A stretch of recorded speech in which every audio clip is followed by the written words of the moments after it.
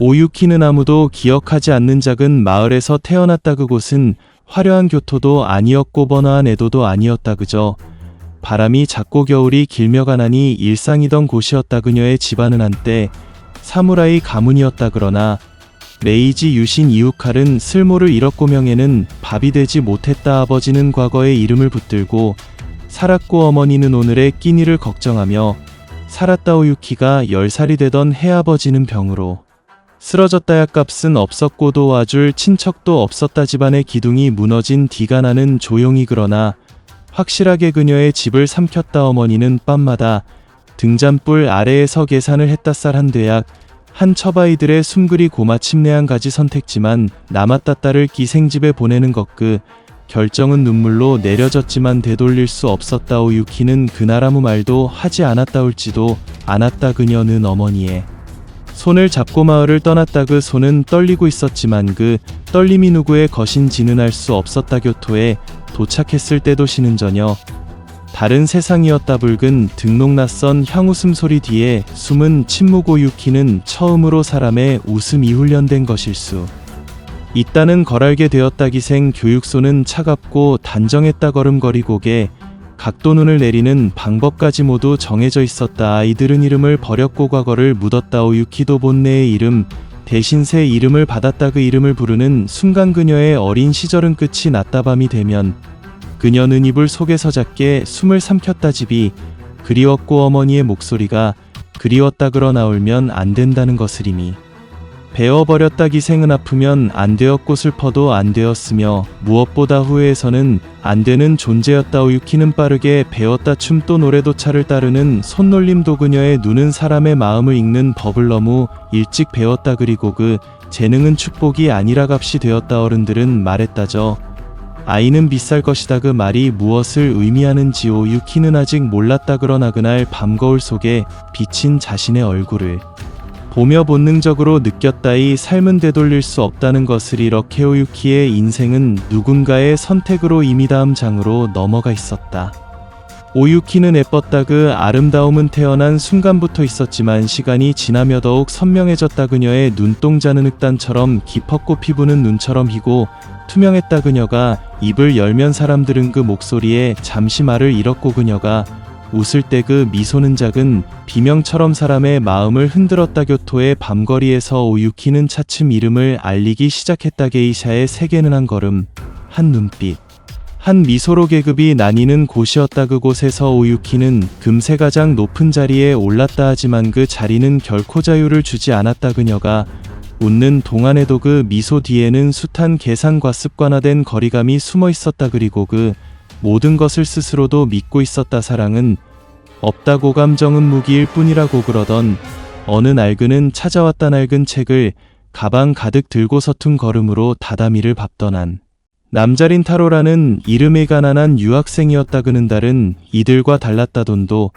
권력도 없이 오유키를 바라보던 그의 눈엔 단 하나의 감정만 담겨 있었다. 존중이었다. 그는 오유키에게 세상의 모든 질문을 던졌다. 너는 얘 웃는가 무엇을 꿈꾸는 가 진짜 너는 누구인가 처음이었다. 누군가 그녀에게 그녀 자신에 대해 물어본 건오유키는 혼란스러웠다. 게이샤는 질문을 받지 않는 존재였다. 항상 대답만 준비하면 되는 삶이었다. 하지만 린타로는 기다렸다. 그녀가 말할 때까지 그 기다림은 말보다 더 따뜻했다. 그리고 어느 밤 오유키는 그의 품에 안겨 처음으로 울었다. 슬픔 때문이 아니라 살아있음을 느꼈기 때문이다.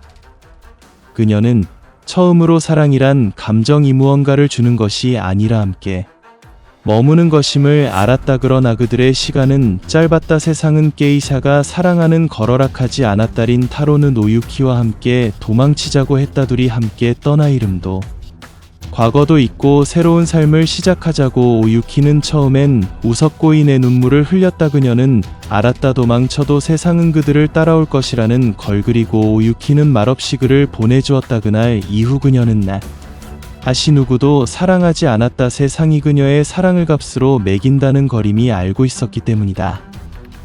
오유키의 이름은 이제 교토에서 모르는 이가 없을 정도였다. 그녀가 서는 다다미 위엔 언제나 가장 비싼 차양이 퍼졌고 그녀가 부르는 노래는 밤거리를 물들이는 한 줄기 향연이었다. 정치가 사업가, 문인 수많은 남자들이 그녀의 자리를 예약하려 다퉜고 그녀의 손끝 하나에도 사람들은 의미를 부여했다 하지만 그녀의 마음은 어느새 비어 있었다. 린타로가 떠난 이후 유키는 모든 감정을 접고 역할에 충실했다. 사랑 없는 미소기계처럼 익숙한 대화. 그녀는 이름만 남은 인형이 되어갔다. 그리고 그날 밤 그가 왔다. 조지 모건 미국에서 온 거대한 철강 기업의 후계자였고 이미 일본과의 교역으로 엄청난 부를 축적한 인물이었다. 그는 처음부터 오유키를 사고 싶다고 말했다. 그 말은 일본어로 번역될 때 더욱 차갑고 명확해졌다. 나는 그녀와 결혼하고 싶다. 얼마든지 지불할 준비가 되어 있다. 기생집은 술렁였다. 처음엔 모두가 웃어넘겼다. 외국인의 흥미로운 농담쯤으로 여겼다. 하지만 그는 진심이었다. 그는 일본 최고 변호사들을 고용했고 가장 고급스러운 예물과 보석을 준비했고 마침내 100억엔에 해당하는 금액을 제시했다. 그 금액은 당시로선 상상도 못할 숫자였다. 기생집은 즉시 받아들였다. 오유키에게 선택권은 없었다. 그녀의 의견은 그 누구도 묻지 않았다. 그녀는 다만 거울 앞에서 자신의 눈을 바라보았다. 그 눈 속엔 놀람도 분노도 슬픔도 없었다. 그녀는 이미 오래전부터 자신이 무엇이 되었는지 알고 있었다. 몸값이 숫자로 환산된 순간 그녀는 더 이상 사람이 아니었다. 조지 모건은 그녀를 사랑하지 않았다. 그는 그녀를 소유하고 싶어 했다. 그녀의 이름, 그녀의 얼굴, 그녀의 일본적인 아름다움을 그의 부의 상징으로 만들고자 했다. 결혼식은 전례 없는 규모로 열렸다. 신문은 일본의 꽃 미국으로 팔리다라는 비아냥 섞인 제목을 뽑았고 대중은 오유키를 나라를 배신한 여인이라 손가락질했다. 그러나 그녀는 묵묵히 서 있었다. 그녀는 항상 그랬듯 말하지 않았다. 말해봤자 아무도 들으려 하지 않기 때문이다. 그녀는 비단 가리개 뒤에 서울내복을 입었고 그 순간 일본의 한 시대는 조용히 한숨을 내쉬었다. 오유키는 그 누구의 축복도 받지 못한 체조국을 등지고배에 올랐다. 그녀의 손엔 무거운 예물도 있었지만 가장 무거웠던 건 이제 다시는 돌아올 수 없다는 애감이었다. 파도는 잔잔했고 하늘은 맑았지만 그녀의 마음은 무채색이었다. 그리 고미국 땅에 발을 디딘 순간 그녀는 더 이상 일본인도 게이샤도 여인도 아니게 되었다. 그녀는 그저 누군가가 산 하나의 소유물이 되었다. 배는 2주 동안 태평양을 건넜다. 오유키는 창문 너머의 수평선을 바라보며 하루하루를 묵묵히 보냈다. 하객도 없었고 배웅도 없었던 결혼식은 이제 그녀의 뒷모습만 남긴 최일본의 기억 속에서 잊혀져 가고 있었다. 미국 땅에 발을 디딘 순간 오유키는 현지 언어도 풍습도 아무것도 알지 못했다. 그녀가 도착한 집은 상상조차 하지 못했던 대저택이었다. 높은 천장, 크리스탈 샹들리에 수십 명의 하인들 그리고 그녀를 둘러싼 낯선 눈빛들, 그녀를 바라보는 사람들의 시선행경에도 존경도 없었다. 호기심과 경멸 그리 고분명한 거리감만 있었다. 저 사람이 그 여인이야? 저렇게 조그만 동양 여자가 100억? 정말 결혼한 거 맞아? 속삭임은 벽을 타고 흘러 그녀의 귓가를 찔렀다. 남편인 조지 모건은 처음엔 그녀를 보여주고 싶어 했다. 그는 사교 파티마다 그녀를 데려갔다. 자신이 얼마나 이국적인 여인을 손에 넣었는지를 자랑하듯이 그녀는 비단 기모노를 입고 정해진 시간에 웃고 정해진 위치에 앉아야 했다. 사람들은 그녀를 동양의 인형이라 불렀다. 그녀는 말을 하지 않았고 누구도 그녀에게 말을 걸지 않았다. 그녀의 아름다움은 그저 진열장 속 장식품에 불과했다. 오유키는 그 세계 속에서 서서히 숨이 막혀갔다. 사람들은 그녀가 무엇을 느끼는지에 대해 전혀 관심이 없었다. 그녀가 웃든 울든 그녀의 내면은 그들에게 중요하지 않았다. 그녀는 한때 가장 아름다운 게이샤였고 수많은 시인과 문인들이 찬사를 보냈던 일본의 보석이었다. 그러나 이곳에선 그 모든 것이 무의미했다. 오유키는 가끔 창밖을 바라보았다. 눈이 내리는 거리말을 알아듣지 못하는 아이들의 웃음소리 그리고 그녀와는 전혀 다른 사람들의 얼굴. 그녀는 그 속에 자신의 자리를 찾을 수 없었다. 심지어 조지조차도 이제 그녀에게 관심이 식어갔다. 그는 바빴고 그녀는 외로웠다. 그녀의 존재는 더 이상 자랑거리가 아니었다. 그녀는 하루 종일 말 한마디 없이 지내는 날도 많았다. 하녀들이 건네는 식사 그조차도 그녀의 입맛과는 너무 달랐다 한끼.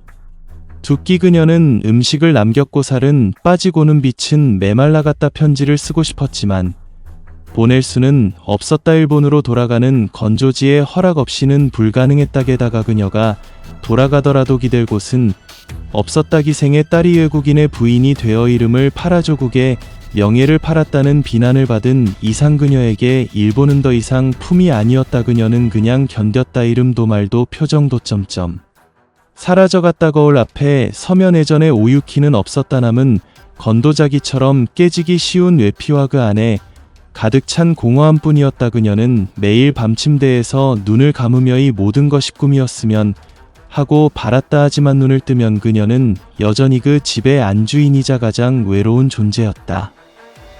겨울이었다. 유난히 눈이 많이 내리던 해오유키는 창가에 앉아 한참을 내리는 눈을 바라보았다. 조지는며 실제 병상에서 누워 있었다. 그의 호흡은 거칠었고는 빛은 희미했다. 병원은 조용했고 아인들도 숨을 죽였다. 오유키는 그의 곁을 지켰다. 그녀는 그동안 받은 상처를 잊으려 하지 않았다. 다만 함께한 시간이 허무하지 않기를 바랐다. 조지는 마지막까지 사랑한다는 말을 하지 않았다. 그저 자신의 유산 목록에 무언가를 쓰고 있었다. 그리고 며칠 후 그는 조용히 숨을 거두었다. 눈은 여전히 내리고 있었고 그녀는 인천으로 덮인 그의 얼굴을 조용히 바라보았다. 장례는 성대했다. 언론은 미국 철강왕의 죽음이라 보도했고 수많은 인사들이 조문했다. 하지만 그 장례식에 오유키의 자리는 없었다. 그녀는 그저 먼발치에 서흑색 베일을 쓰고 서 있었다. 조지의 가족들은 그녀에게 인사조차 하지 않았다. 장례가 끝나고 그녀는 집으로 돌아갔다. 그 집은 이미 달라져 있었다. 현관에 서부터 변호사가 그녀를 기다리고 있었고 그는 차가운 목소리로 말했다. 이 집은 당신 것이 아님냐. 조지 모건 씨의 유언장에 따라 모든 자산은 본가로 환원됩니다. 오유키는 믿을 수 없었다. 그녀는 조지의 부인이었다. 법적인 혼인 관계였고 그는 수많은 사람들 앞에서 자신의 아내라 선언했었다. 하지만 그 모든 것은 미국 법률 속에서는 아무 의미가 없었다. 그녀는 재산의 상속인으로 지정되지 않았다. 그리 고하루 아침에 그녀는 모든 것을 잃었다. 집보석 그녀의 이름이 적힌 서류까지도 가정부들은 그녀를 외면했고 문은 닫혔다. 그녀는 길거리에 섰다. 혼자 겨울 속에 그때 그녀의 손에 들린 건작은 손가방 하나뿐이었다. 그 안엔 조지가 생전에 준 편지 몇 장과린 타로에 오래된 사진 한 장이 들어있었다. 오유키는 조용히 그 손가방을 쥐고 길을 걸었다. 눈은 여전히 내리고 있었고 도시는 너무 컸다. 그녀는 어디로도 갈 수 없었다. 그녀의 일본 국적은 이미 폐기되었고 미국 시민권도 받지 못했다. 그녀는 법적으로 무국적자였다. 그녀는 호텔에도 묵을 수 없었고 은행에도 접근할 수 없었다. 조지의 이름 없이는 그녀는 존재조차 인정되지 않았다. 하지만 그녀는 무너지지 않았다. 그녀는 법정으로 갔다. 모든 걸 빼앗긴 채올로 거대한 재벌 가문을 상대로 싸우기로 결심했다. 그리고 그 싸움은 단순한 돈의 문제가 아니었다. 그녀는 사람으로 서 자신의 존엄을 지키고 싶었다. 법정은 차가운 공간이었다. 마치 그녀가 살았던 대저택의 거실처럼 널찍하고 장식은 화려했지만 정작 온기는 없었다. 오유키는 작은 몸으로 그 커다란 법정의 한자리에 앉아 있었다. 상대는 목건 가문 전체였다. 수십 명의 변호사 각종 문서와 증거자료 그리고 그녀를 무시하는 눈빛들. 그녀는 유산 상속권이 없습니다. 결혼은 법적으로도 불완전했고 미국 내 정식 등록이 되지 않았습니다. 그녀는 외국인이며 남편의 사망 시점에 미국 국적도 없었습니다.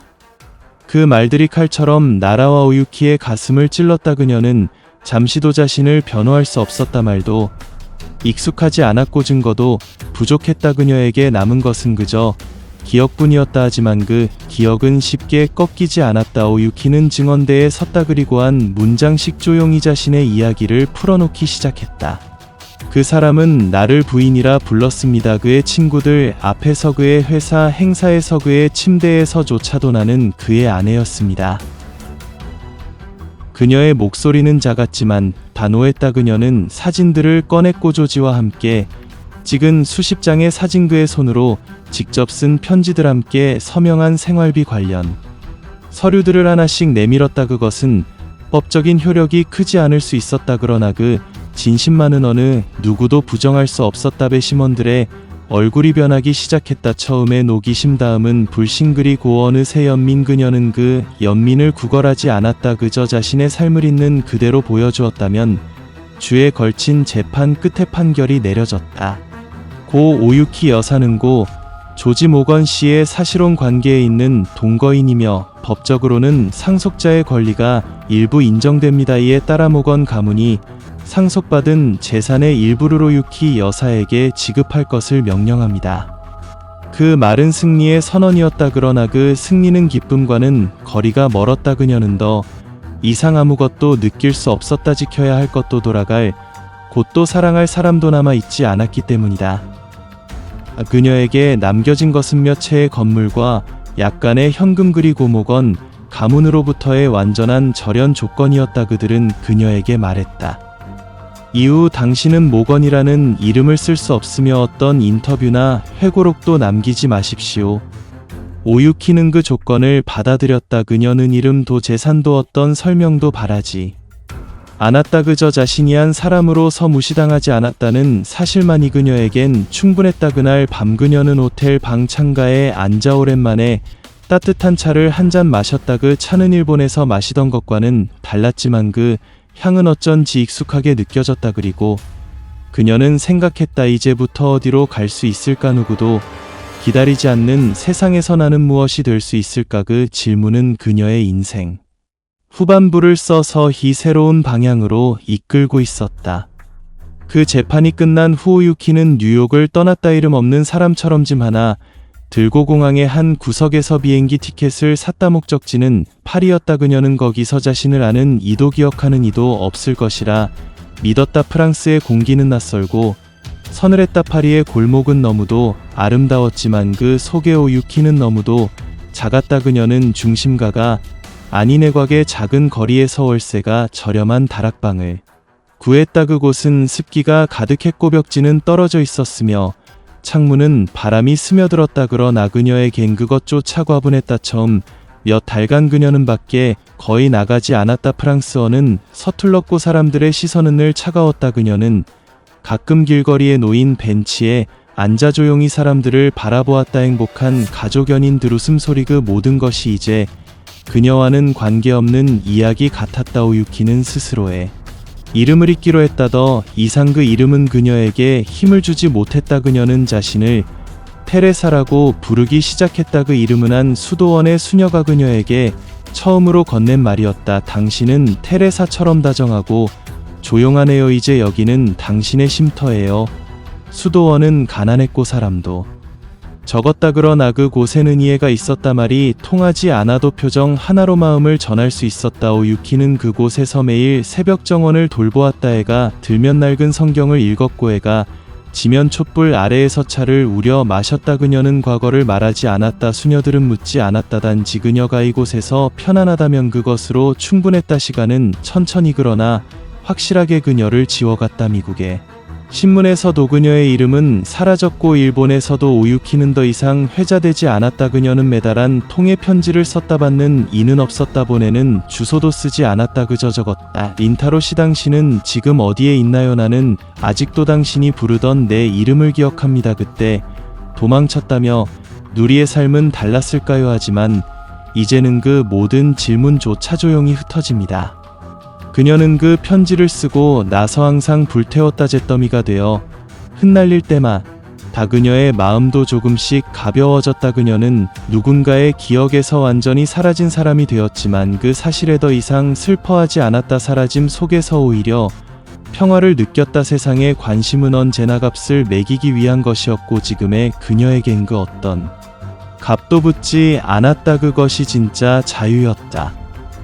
그녀는 다시 일본행 비행기에 올랐다며 10년 만에 귀국이었다. 비행기 안에서 오유키는 창밖만을 바라보았다. 그녀는 돌아간다는 말조차 조심스러웠다. 고향이 그녀를 반겨줄 리 없다는 것을 이미 알고 있었기 때문이다.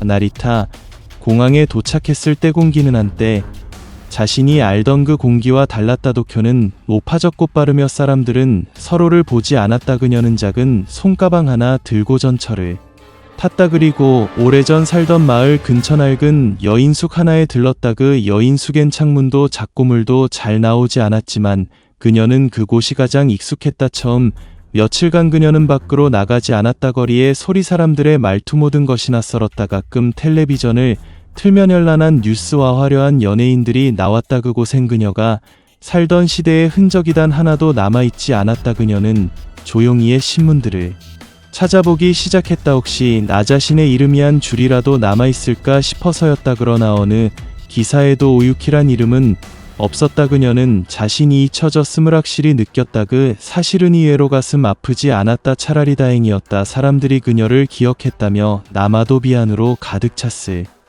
것이다. 외국인에게 팔려간 여자, 돈 때문에 조국을 등진 기생, 게이샤의 욕망이 만든 비극. 그녀는 그런 말을 들을 필요 없었다. 그녀는 오래된 절 하나를 찾았다. 그곳은 예전 그녀의 가족이 제사를 올리던 절이었다. 주지 스님은 처음엔 그녀를 알아보지 못했다. 하지만 그녀가 성함을 밝히자 잠시 멈칫했다. 설마 그 오유키 씨? 그녀는 작게 웃으며 고개를 끄덕였다. 스님은 말을 아꼈다. 그리고 조용히 양 하나를 건넸다. 마음 편히 놓고 가세요. 이곳에서만큼은 누구도 묻지 않을 테니까요. 그녀는 양을 피우고 조심스럽게 절을 올렸다. 그 절은 어릴 적 아버지 손을 잡고 찾아오던 곳이었다. 그 기억만은 조용히 남아 있었다. 그녀는 그날 밤 여인숙 작은 창문을 열고 달을 바라보았다. 그 달빛은 오래전 교토에서 보던 그 빛과 닮아 있었다. 그녀는 혼잣말로 작게 속삭였다. 돌아왔습니다. 조금 늦었지만 이제야. 그 말을 끝낸 뒤 그녀의 눈가에 작은 물방울 하나가 맺혔다. 그 눈물은 슬픔도 후회도 아닌 그저 마침내 모든 여정을 마쳤다는 안도감의 표현이었다. 그녀는 이름 없는 여인으로 일본에 남았다. 연금도 없었고 가족도 없었다. 그녀가 살던 여인숙 주인은 이름을 묻지 않았고 그녀는 그저 하나씨라는 이름으로 불렸다. 하나씨, 오늘도 정원 손질하셨어요. 하나씨, 날 추운데 괜찮으세요? 이웃들은 그녀를 조용한 사람이라 기억했다. 말수가 적고 항상 책을 읽으며 절에 다녀오는 길엔 작은 꽃 하나를 사들고 다녔다. 누구도 그녀의 과거를 묻지 않았고 그녀도 그 과거를 꺼내지 않았다. 그녀는 마치 세상에 원래부터 없던 사람처럼 살아갔다. 시간은 흐르고 계절이 바뀌었다. 어느 겨울 아침 눈이 유난히 많이 내리던 날 여인숙 주인은 아침 식사를 들고 그녀의 방을 찾았다. 그러나 문은 닫혀 있었고 안에서는 아무런 기척도 없었다. 문을 열자 그녀는 창가에 앉은 채 잠든 모습 그대로 숨을 거두고 있었다. 창문은 조금 열려 있었고 하얀 눈이 살짝 들어와 그녀의 무릎 위에 내려앉아 있었다. 손에는 한 장의 편지가 들려 있었고 그 이엔 낯선 언어가 적혀 있었다. 린타로.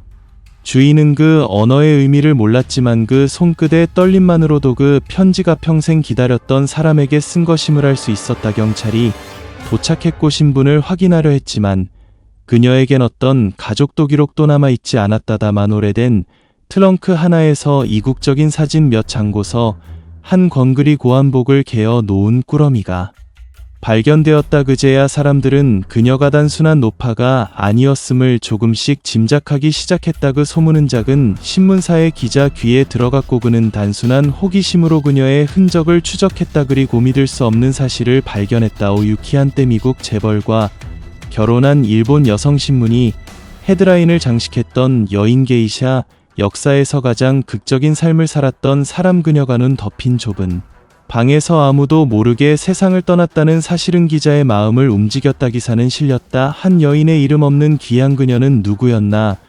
기사 속엔 오래된 사진 한 장이 실렸다. 검은 기모노를 입고 어딘가 먼 곳을 바라보는 눈빛의 여인. 신문이 발행되자 몇몇 노인들이 기억을 되살렸다. 나 그 이름 기억나. 그때 모두가 손가락질했지. 근데 지금 보니 우리가 틀렸던 것 같아.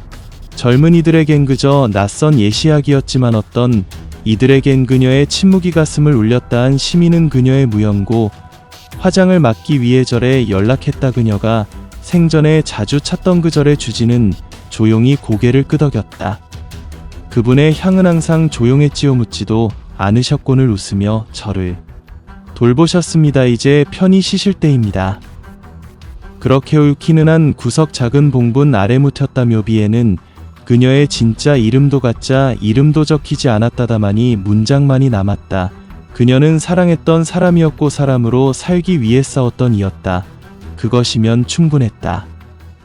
오유키의 삶은 끝났지만 이야기는 그녀가 떠난 뒤에야 비로소 시작되었다. 신문 한 장, 사진 한 컷, 짧은 기사 몇 줄, 그것이 잊혀졌던 이름을 다시 세상 위로 끌어올렸다. 사람들은 묻기 시작했다와 그녀는 이토록 조용히 사라져야 했는가에 그녀의 삶은 언제나 타인의 결정에 의해 움직여야 했는가. 게이샤였기 때문인 가, 여자였기 때문인 가, 가난했기 때문인 가, 아니면 너무 아름다웠기 때문인 가. 답은 하나로 모이지 않았다. 그러나 분명한 사실 하나는 모두가 인정했다. 오유키는 자신의 삶을 포기하지 않았다는 것. 그녀는 도망치지 않았고 무너지지 않았으며 끈 내 자신을 증명했다. 비록 사랑은 잃었고 조국에서도 버림받았으며 이름조차 지워졌지만 그녀는 사람으로 살기를 끝까지 멈추지 않았다. 돈으로 평가받았던 삶 속에서도 그녀는 존엄을 놓지 않았다. 법정에서 그녀가 쌓은 것은 재산이 아니라 인간으로서의 자리였다. 유럽의 골목에서 그녀가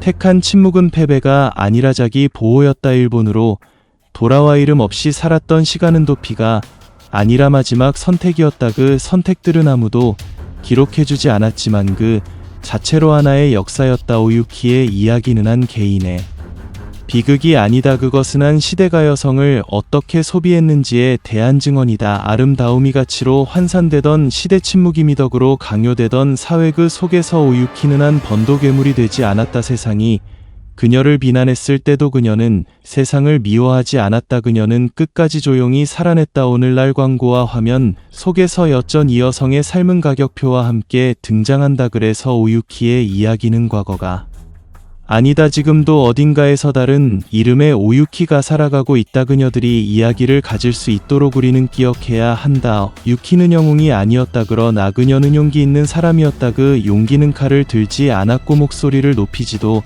않았다. 그저 살아남아 자기 자신을 끝까지 지켜냈다. 그래서 그녀의 삶은 지금 이 순간에도 우리에게 조용히 묻고 있다. 당신은 타인의 삶을 어떤 이름으로 부르고 있는가? 그리고 당신 자신의 삶은 누가 결정하고 있는가? 유키는 아무 말도 남기지 않았지만 그 침묵 속에서 가장 큰 질문을 세상에 남겼다. 그 질문이 사라지지 않는 한, 그녀는 잊히지 않는다.